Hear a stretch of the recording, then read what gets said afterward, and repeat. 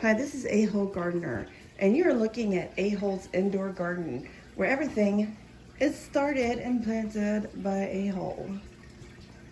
Who just doesn't love an indoor garden, especially growing with hydroponics? These are called nasturtiums. They are edible flowers with edible foliage.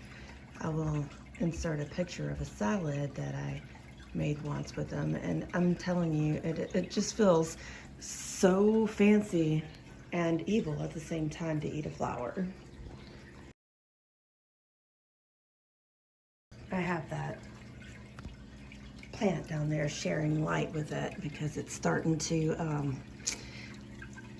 be affected by low light situations. These leaves would normally point up and they're pointing down a little bit due to lack of light.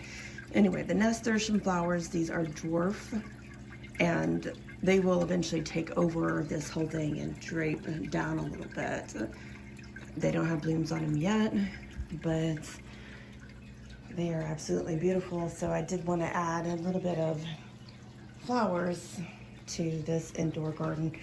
Over here, I have some plants that are struggling to sprout in this system, but it's doing quite well.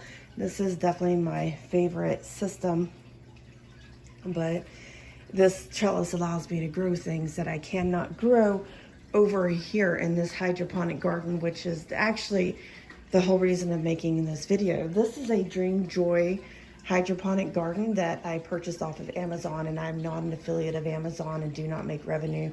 This is just a video on my growth and my experience with the Dream Joy. So I'm not sponsored by anybody, so let's just throw that out there. This is lettuce, and this is Swiss chard.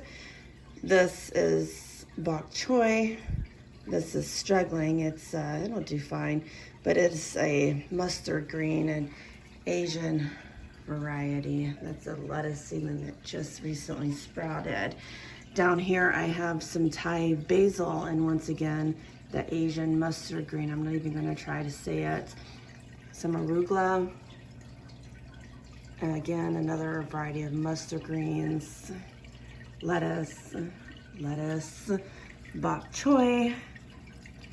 Get some more mustard greens, bok choy again that Asian style mustard green. And I just really wanted to show you guys how I set this up. And I actually used curtain rod brackets to hold my lights. And this is not saying use these lights. I'm definitely saying I'm using these lights with extreme caution because they are not waterproof. They're not water resistant, and they are not meant to be used around water. They are actually not even intended to be used as a grow light. They are LED shop lights. But this curtain rod bracket is the whole reason I'm making the video. So it is, I believe, 1 1/4 inch curtain rod bracket. It's the higher one, the higher size one. It fits perfectly on. I can use it to attach lights, and I can use it to attach it to the wall. Use a light that is intended to be used around water. Once again, these lights are not intended to be used around water.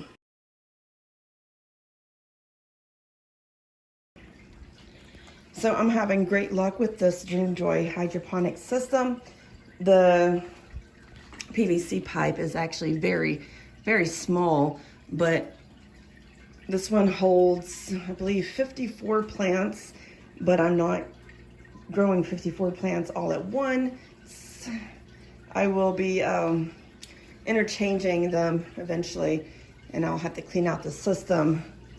But this is so much easier than outdoor gardening, even though it does require it to be cleaned up. And the nutrients go down here in this water reservoir that did not come with the system. And I do have some tin foil blocking the light out of the hose. And yeah, you don't want to get light in your hydroponic gardens, but I'm going to be putting little, I got an example of it over here. Thought I did little protector things on it instead. These come in different sizes, so I'm going to put that over it. They're just little things that go over your cords for added protection, like from chewing from animals or whatever. So I'm going to end up putting a larger one over this, so it's not so Tin Man looking.